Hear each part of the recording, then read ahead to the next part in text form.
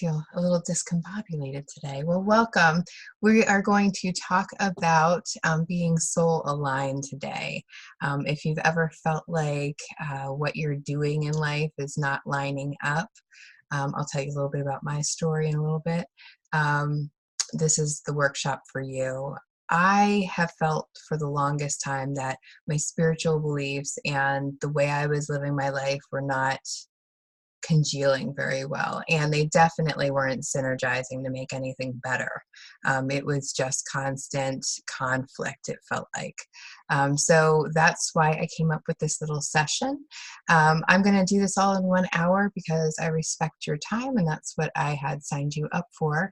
But of course, I'll be available afterwards. So if you have any questions for the people who are on live, I will be here. And if you have any questions and you're watching the recording, just feel free to email me or set up a time to talk to me, and I'm happy to chat.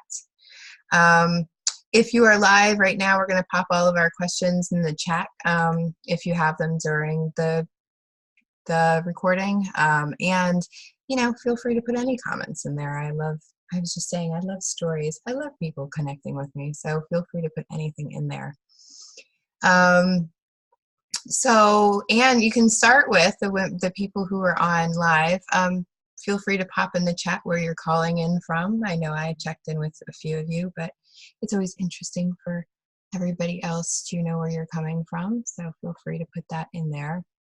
I love to start with a reading of some type and just a short grounding just to get us into our heart space. The workshops that I do are very much part of the feminine divine, which is not a space that we live in every day. Most of us, maybe some of us do. That would be fantastic. But we live in a very masculine driven world where it's very much about the brain and our physicalness. It's not about our spirit and our gut. So that's why I'm going to do a little grounding to get us into our heart space. So I found this poem the other day, which I thought was really fantastic about the new year. So I wanted to share it somewhere, and you're my first workshop, so you get the poem.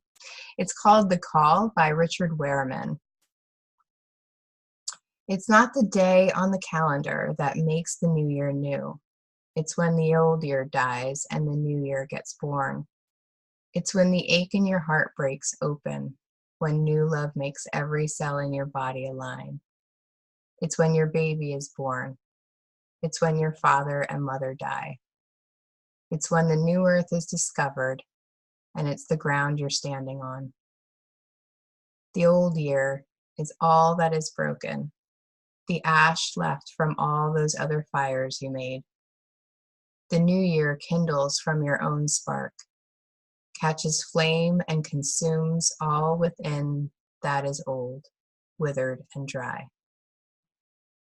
The new year breaks out when new eyes see anew, when the heart breathes open, locked rooms, when your dead branches burst into blossom, when the call comes with no doubt that it's calling to you.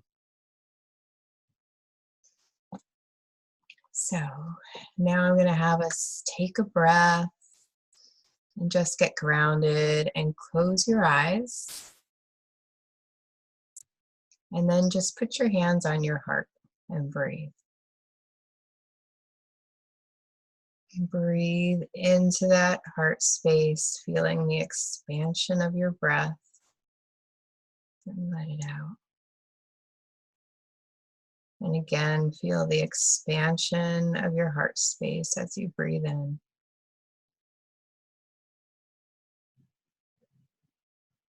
And notice your body and just allow it to soften.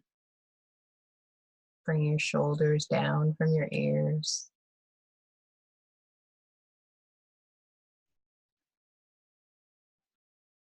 And in your heart space, I want you to see a light pink color just swirling around that open heart space.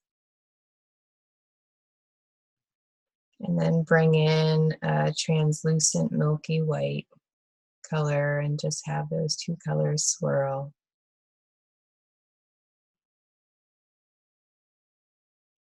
And lastly, a shimmering gold color. So you see the pink and the white and the glittery gold just swirling around that heart space. And breathe. Bring breath and expand those colors.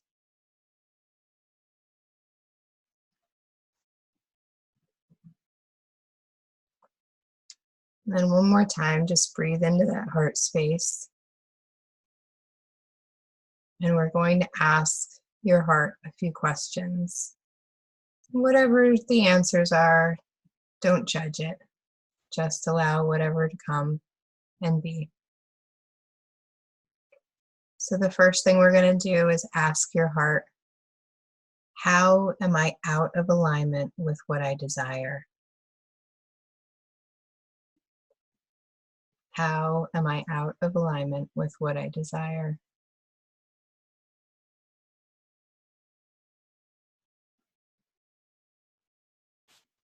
And the next question, how am I out of alignment with my spirit?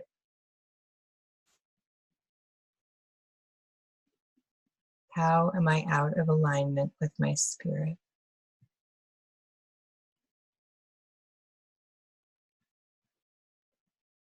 And last question, ask your heart, how do I really want to feel?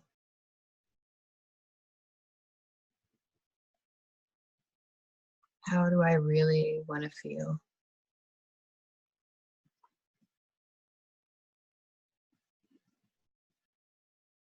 When you have those answers, take a breath and gently come back to the space that you're in and back to my voice and this connection. And you can open your eyes when you're ready. And if you're here live with me, you're welcome to put any of your feelings or any of those answers that came up in the chat. I'm always interested to see, and that's up to you. But sometimes when I do this visualization, interesting things pop up that I never would have been like, where'd that come from? And sometimes I like to share it. So if you like to share it, feel free to do that. So I said that I would talk a little bit about what is the word? Malalignment, disalignment? I'm not sure. My not being aligned in the past. So about 10 years ago, I had survived. I grew up really, really poor. I ended up, putting myself through college, and I had all the good on paper things, right? I had a shiny new husband that was wonderful. I had a great child who was healthy and happy. I had a good job with benefits, even dental. So I had a really good on paper kind of life. I was getting by. I could pay my bills for the first time. It was beautiful. And yet I cried on the way to work every day. And there was times I wanted to run away. I thought that everybody else thought I was doing a great job. Oh, Christina, you can always depend on Christina. And yet I just hated it. And my parents were, well, my mother wasn't worried because, I was paying my bills. I had a good life. So nobody was worried about me. Everybody thought like my life was great. And yet I was kind of dying on the inside. And it really got to this point where I knew I was living the life that I should live, and I wasn't living the life I wanted to live. And I didn't realize that those two things could be different, right? I thought that however we thought we should live is our judgment, but my shoulds were not mine. And so I want to talk a little bit about obligation and have tos and shoulds. So should is one of my big trigger words. I just spoke to a group of women this week about gratitude, and somebody was like, well, shouldn't I feel? And I'm like, no, you shouldn't feel anyway. Like, you can should yourself all day long. What happens with should is it's a very shaming word. Should is shaming. It's a projection of what we think the right thing to do is, or we think other people think. Usually it's we think other people think that we should. And by doing that, we're telling ourselves that, when we don't do that thing, that there's something wrong with us, that we're bad, or we have a negative judgment about ourselves. And the truth is, it's a choice. Everything's a choice. We either do it or we don't. We could do it. It's an option, but it doesn't mean that we should. The option we should do is the one that we're going to do. So no more shoulding and obligation. When it comes to obligation, it can really, that's what brings us out of alignment. So when we talk about the feminine divine, when we were young, we had this really great navigation system, this North Star. It just told us what we wanted to do all the time, right? I want to play with the Barbies. I want to go read a book. I want to go take a nap. There was no like real thought about it. It was just, we did it. And then as we grew up, of course, we had to go to school, and it wasn't time to play. It was time to get ready to go to school, or it was time to do homework, or it was time to do chores. And all of these things started telling us what, our core truths, right? So I have some core truths that are, I have to do all my hard work first. The work has to be done first, and then I can play. That's one hard truth I have. I have another truth about how work should be hard. That if I'm enjoying my job, that I'm probably not working very hard or being very productive, right? And the third one that I can come up with right off the bat is, productivity is where my value is. So these are obviously truths that no longer, I've really dug into them and started looking at, are these things true? Do I have to do my work before I can have fun? Does my work have to be hard? And is my value actually what I produce or how much I do for other people? And I've had to look at those because those are the pieces that were throwing me out of alignment. So if we have core truths that are not really true or not in alignment with what we truly believe underneath, that is going to completely throw off our alignment. We're going to start making choices for what we should be doing in our life rather than what we really want to be doing in our life. We can deal with just what's here and survive. We can get to that survival mode, right? I'm really good at surviving. Nobody taught me how to thrive in my life. So once we get past surviving, we can pay all of our bills. We need to start looking at thriving. And the difference in those two things is surviving is running away from pain. Thriving is running towards joy. Those are two completely different things. When we're trying to avoid pain, we're not looking at the joy. We're just looking at easy ways to get away from the pain. When we're actually going towards joy, we're not ignoring the pain. We're beyond the threat level that it's no longer detrimental to our life. We don't really have to stare at the pain all the time. But the problem is we've gotten so used to it. If you're like me and you've had your own story of however you've survived, we have to get from survival to thrival. So we have to stop looking behind us and for all the boogeymen, and we have to start looking at what we truly desire. Is that making sense to everyone? I hope so. So that's where we want to be. And that's the shift that I had to make when my life was good on paper. I had to start looking for joy, right? Because I was away from all the pain. I mean, technically, I was surviving everything. Everything was fine in my life. The resume looked good. But I had to do this shift into thriving. Like, well, what is it that I do want? Now I know what I don't want, and I'm away from that. But what is it that I do want? And this might seem like a little thing, and I'm guessing in many areas of everyone's life, we haven't really reconsidered what it is that we actually want. We've just kind of dealt with the cards that have been handed to us. And that's where the desire map comes in. So desire map is one of the things that I teach, and there's probably other tools. I'm not going to lie to you. I'm a coach. I've learned a million tools. This is the one tool, though, that I use with all of my clients, no matter what they come to me for coaching for. The desire map is going to help them in all of their areas of life. And the reason it is because it starts in the heart. And I really believe that feminine divine wisdom is so brilliant. And it's, what makes us all unique is that our hearts are all slightly different. So our true power is in our heart. And, studies will show that the electrical pulse of your heart is 5,000 times the electrical pulse of your brain. So we feel things, right? That's the core of us. The feeling is what's really, really important. And I forget who said it. Somebody can correct me. But the woman who said, they may not remember what you said, but they will remember how you made them feel. That's because we connect to feeling so much. And the reason this is important is that often we don't make feelings our goals. And that's what the desire map does, is we come up with how we really want to feel, not with just our present circumstances, but if we could redesign life and everything was perfectly how we truly wanted, how would we feel? And sorry, my dog's gonna make some noise now. She heard me talking, and of course she thinks it's to her. So how do we really truly want to feel? And then when we start in the heart, we can make choices that are in alignment with that. So it's like one step beyond. You're trying to be a star here. It's one step beyond the vision board. This is how I explain it. The vision board is all the things that you want. Your desire, the desire map is why you want those things. So when you look at that happy family, when you look at the beautiful car or the vacations or whatever you have on your vision board, how do you think that stuff is going to make you feel?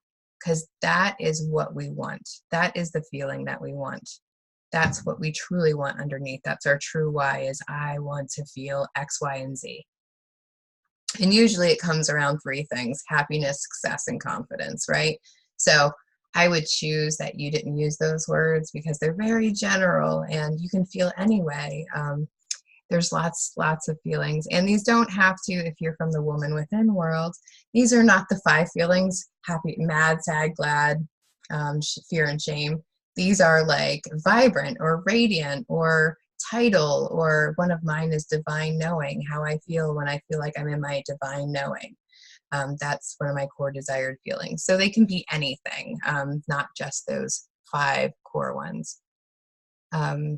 We call them core desired feelings because they're how we want to feel most of the time in most of the areas of our life. So ideally, these are our ideal feelings. I came up with a second term called momentary desired feelings, which is like, I'm going to do this huge presentation, so I need some courage, so I'll bring in courage. So it's just for the moment, I need that courage. I don't necessarily want to be courageous all of the time, but maybe you do. So that's the origin of the desire map, and it's written by a woman called Danielle Laporte. She's a Canadian, and she's a very beautiful spiritual person. If you don't know her, I suggest you look her up. She has a podcast called With Love Danielle, and she came up with this because she was coming up with her New Year's resolutions one year, and it started feeling like a to-do list. Pay off the credit card, go on a vacation, do this, do that, and it just became a to-do list. And she was like, well, I'm not really inspired by wanting to do a million things next year, especially if you're feeling depleted or exhausted. The to-do list can be overwhelming. So instead, she thought about, how is it that she really wants to feel? And she started focusing on that, and she noticed that the more that she focused on it, the more decisions and goals she made that were in that area, rather than those other areas of obligation and should. I should, finish my book this year because my publisher said I should finish my book this year. Not how do I want to feel about publishing my book or about releasing my book. And so the desire map came out of a book that was called the Firestarter Sessions, which I teach too, which is how you basically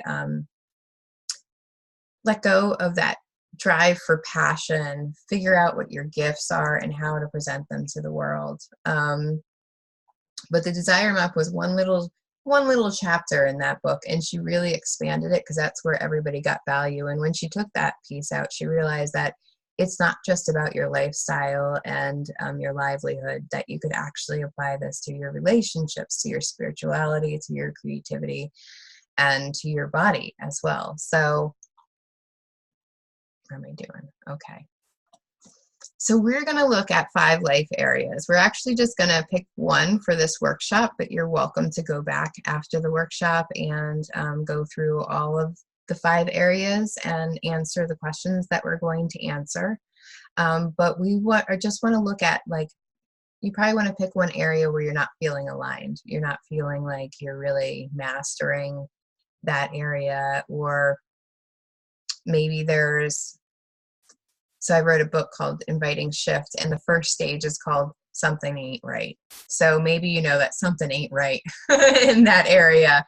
And so that's the area that we want to focus on, because sometimes we know what it is and sometimes we don't. Sometimes we're just, and that's where I was 10 years ago. I was looking at this good on paper life going, but why? I don't understand how I can't be happy. My mama said when I had all these things checked off my list, I would be happy. And that's not what happened. So I was really confused, and I really had to go and like bare bones, therapy, all of that, and really look at all these areas again. So the 5 areas that we break them down to, the first one is livelihood and lifestyle. So that's going to include your career, your money, your work, home space, all your possessions, your style, fashion, your things, and what you do. Livelihood and lifestyle. The second one is relationships and society.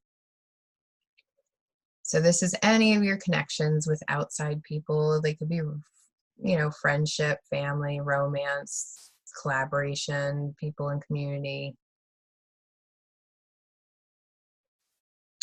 Body and wellness is the third one, and that's, of course, anything physical. That's your physical and mental health. Sensuality, your movement, food, fitness, rest, all of that stuff. The fourth one is essence and spirituality. So your soul, your inner self, your truth, intuition, faith, practices, meditation, whatever it is that you do for your essence and spirituality. And then the last one is creativity and learning. However you artistically self-express, your interests, hobbies, education, continued learning, all of that jazz. Like this right here. Cool.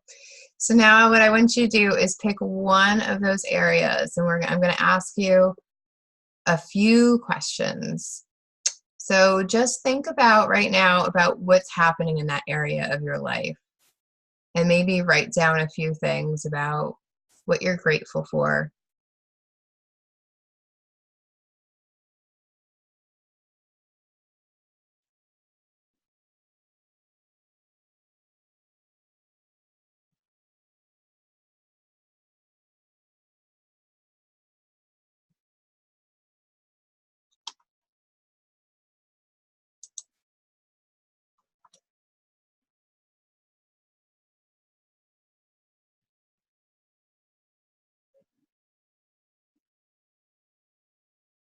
I'll give you a little bit more time because the gratitude part is the good part.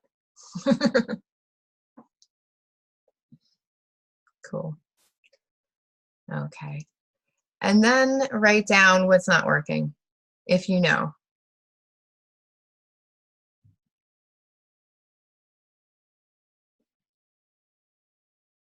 And it could be something that you're lacking, or something that you're doing and you don't want to be doing, or just life circumstances.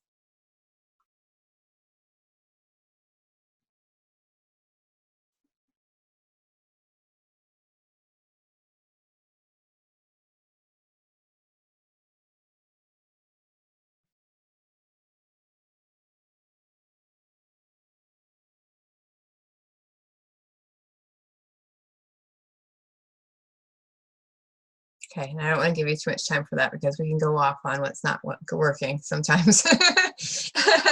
So when you consider what's happening in that area right now, how does it feel? So think about all of those things. Close your eyes if you need to, and really just feel into your body. What happens in your body when you think about that area of your life?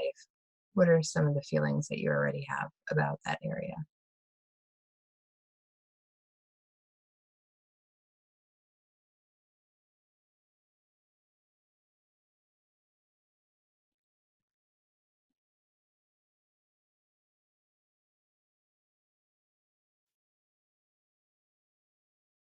Okay. So now you can put down your pens because we're gonna close our eyes and connect with our heart again. I'll like give you a second to write down those feelings. Excuse me.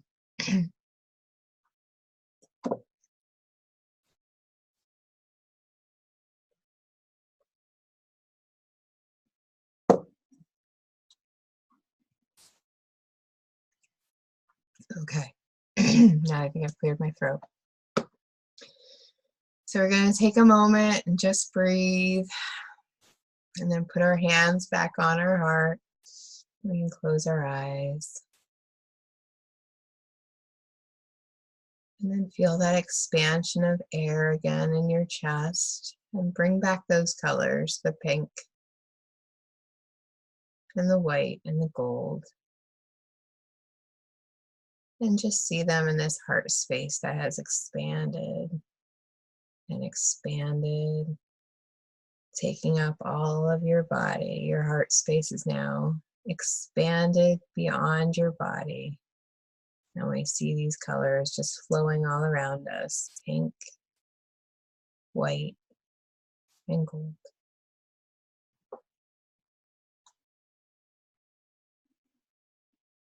And then imagine yourself stepping through out of these colors into a new space. And in this space, you get to create anything you want. Imagine your life crafted here as you wanted. You don't have to pick anything to show up. It all just shows up exactly how you would like it to.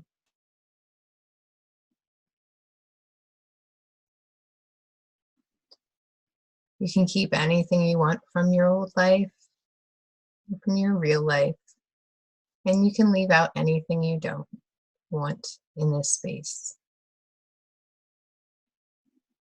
And then focus on this one life area you chose for now. If that area of your life was exactly how you wanted it to be, what would it look like?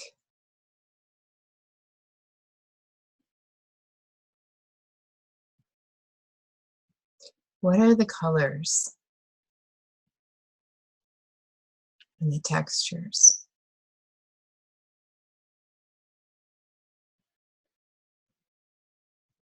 What does it sound like?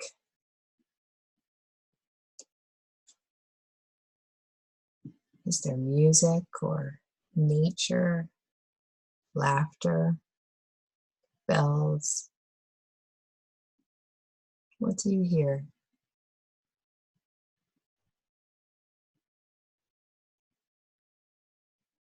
What does it smell like?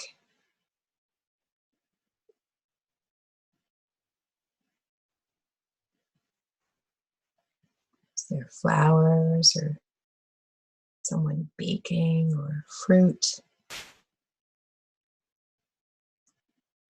And then most importantly, how does it feel?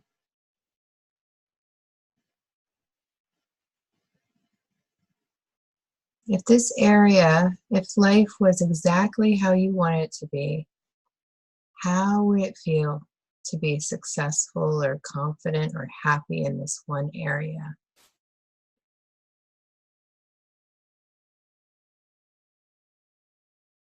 Breathe in those feelings. Notice how they feel in your body, the sensations.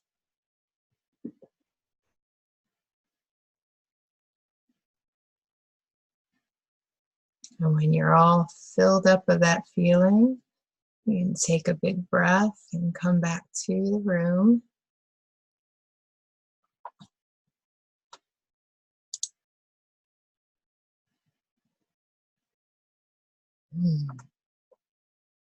Yay. So feel free to share some of those feelings in the comments. there was like a brightness, I think is the word that came up for me. Weird. Not normally one of my core feelings or something that comes up for me, but that was the word brightness. Cool. And now that we know how we want to feel, we have to make choices in alignment with this. So if we use those feelings, let's say as our core desired feelings, um, how do you make choices differently? And this might sound simple, but I want us to look at just when we wake up in the morning, right? So if we wanted to feel those feelings that you have right there, like let's just use my brightness that came up for me. If I wanted to feel brightness in the morning, what time would I wake up in the morning? What would I do when I got up if I wanted to feel brightness? Not just the regular routine of like just being mundane and in my own world. And, I'm one of those people that can't hear anything for the first hour that I wake up because my ears hurt. So what would brightness feel like to me? And maybe for me, it's, opening up the windows to make sure that I have more sunshine to wake me up and greet me. What would I eat for breakfast if I wanted to be bright, if I wanted to feel brightness? Well, I probably wouldn't have a donut because a donut's going to give me a sugar crash around 9 a.m. or an hour later, whatever time that is. And that's not going to feel very bright at all. It's going to feel like nap time. So I can make choices on what I want to eat, every little choice that we make during the day that we aren't even aware of because we just do the thing.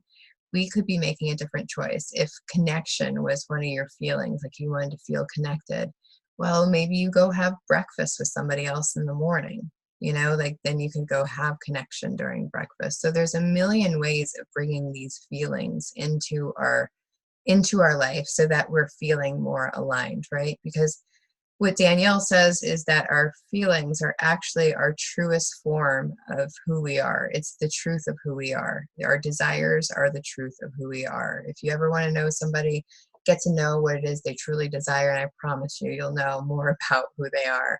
And so when we bring those desires down to feelings, it's very easy for us to feel through every single choice that we make through the day and go, is this bringing me divine knowing or expansive love? Those are two of my core desired feelings. Is this bringing me this? If it's not, it should be a no on my list. I don't want to do it. I mean, obviously there's some things that we have to do, like dishes don't make me feel like a divine knowing or expansive love, but I've tried that. I do the dishes because I have expansive love for my husband and he shouldn't have to do them all. So that's how I've been using that one lately. But those feelings, when we act in alignment with our feelings, we are soul aligned. It's when we're acting outside of that alignment, when we're doing things because we think we have to or we should, back to that obligation, whenever we have to or we should. And it's often just us shoulding ourselves. I can should myself all day. Oh, I should go, walk for an hour every day. I should go to yoga 4 times a week. I do this all the time, and rarely do I actually do it. So I could feel really, really bad about myself, or I could say, wow, I have this choice. And to me, maybe this is just my rebellious teenager, but to me, when it's a choice, I'm more willing to go make that choice than if I say I should. And my inner teenager wants to go, or what? Or what happens? If I don't do it, or what? Should why, and that's my rebellious teenager. So when we give ourselves a choice and don't weight it with this is right and that's wrong, but just give ourselves a choice. Am I going to go to yoga tonight? Oh, well, that choice would be more in alignment with how I want to feel, so I'm going to go to yoga tonight. That's the truth too. I'm going to yoga tonight. I keep speaking it to myself. It's going to happen. So that's really the thing. And what happens when we should ourselves is we're constantly focused on the wrong thing, right? Again, back to survival and thriving, right? So when we're surviving, we're focused on the bad thing because we're trying to get away from it. We're focused on surviving, but it's only by looking back and going, I'm running away from this bad thing. And instead of thriving where it's like that's what you want to focus on, what it is that you actually want. You want to be running towards something, not away from pain, not away from stuff. If you're running away from stuff, there's probably stuff that needs to be healed. And that doesn't mean that you can't be healing and running towards and being focused on the good stuff at the same time. You definitely can. So we have a few minutes yet, so because I talk really fast sometimes. So I just wanted you to hear what some people's feelings are, because I love other people's feelings. They really, I love some of the words they use. One of the most brilliant ones that I know Sherry's heard this before, but one of the most brilliant ones that I've heard lately was kind of a big deal. That's her core desired feeling. Is she says she's kind of a big deal, because it reminds herself that she is a big deal and helps her stay like humble about it and like, you know, like, right, because I'm kind of a big deal. I deserve that. I'm kind of a big deal. So that was an awesome one. But there's all kinds of feelings that people have. Inspired, secure, alive. I want to feel like a Rumi poem. Tantric priestess of life. Fulfilled, energized, embodied, nourished, like I matter, overflowing with abundance, delighted with life, energized, fully incarnate, magical, at peace, valued, passionate, turned on, energized, like an orgasm, calm and relaxed, bold, connected, empowered, superpowers, happy, loved, limitless, unstoppable, vibrant, tidal, molten metal, authentic, generous, lit up, juicy, at ease, balanced and grounded, flowing, empowered, divine, joyful, sacred, fulfilled, Shakti, inspired, guided, purposeful, invigorated, pumped, unabashedly vulnerable, intentionally courageous, like I can do anything, flowing love, fired up and passionate, blessed. So people have all kinds of interesting feeling. Yeah, so I hear that. Profound sadness from leading from a fear-based place. Yeah, and there has to be like a real shift. And it's not, so I wrote a book called Inviting Shift. It's not an automatic, right? We get this aha, right? So this is like one aha that you're having. And often, I know that you don't do this because I know you do your work, but I know a lot of people get to the aha and then they're like, oh, I get it. And that's it. And it's like, hold on. Yeah, you get it. Now, how are you going to apply it? So, and that's what I love about the desire map, not to go back there, but it really applies it. But yeah, how do you apply that? And then that's the hard part. I mean, that's really getting to the aha is confusing and chaotic. But once you get there, it's like, oh, that's when the work begins sometimes, right? Because then now it's about looking at this. Where am I seeing things as an obligation, or where am I seeing things as like a heavy pull from avoiding things rather than searching for or going towards something? So good for you. Thank you for sharing. Yeah, so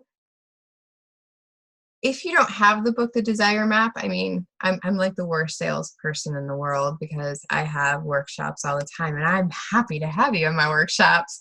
And I do suggest that even if you don't want to go through a workshop, that you just get the book, The Desire Map. You can go to, I think, thedesiremap.com. You can get the Desire Map book and just work through it. I just went through mine again like 2 weeks ago after I finished Sherry's class. And yeah, so my new core desired feelings are transcendent, expansive love, divine knowing, and trust. and trust. So I've been doing desire mapping for about 8 years. So anyway, now you can see the difference, right? So we asked those questions about how you're currently feeling about your situation, how you want to feel. So I would love you and to invite you to look at how you can start incorporating those feelings. If that's how you want to feel in that area of your life, what can you be doing in that area of your life to bring more of it in? It doesn't mean it's going to make it perfect or change overnight, but it's the little tiny choices that we're making every day, from what we eat to how much rest we get to what we do when we wake up and what we do before we go to bed. All of those things in between. That's what makes our trajectory. So, so for me, like, a vision board was always hard because I was like, okay, so now I have all these fancy things on my board. So how does that help me navigate my life? How does that help me get aligned with what I truly, truly want and make the decisions every day? And the desire map, these feelings, the divine feminine feelings, right? They help us really make those choices every day, instead of defaulting to what we should do or what we have been doing, or especially if what we've been doing is surviving. It's an addiction. I was just Quite Not Truth. I was just reading this book today. It's another Danielle Laporte book, that just talks about different truths, about growing. And we're just talking about the lies that we tell ourselves. And the lies that we tell ourselves are often that we can't change. It's just about, finding a way there. So just reading through my notes to make sure I didn't miss anything. But that's the basic gist of it. Did that help anybody? I hope that helps somebody. Yeah, and then what I would suggest you do for homework is just go through those other life areas if you wrote them down. If you didn't, when I send out the follow-up, I'll make sure I list them, so that you can go back through them and ask yourself those questions. How am I feeling in this area? What's working for me? What's not working for me? And how do I actually want to feel? And then you're going to see the gaps there and start filling in how you can move from those surviving gaps to the thriving focus on what you want. Okay, I think I'm just getting to babbling here. So what I will do is I'll put some links in the chat. I'll also put those on the follow-up page. So if you don't get to clickety on them right now, that's perfectly fine. You can wait until I send the follow-up tomorrow. And so, yeah, all those workshops, there's still discounts on some of them.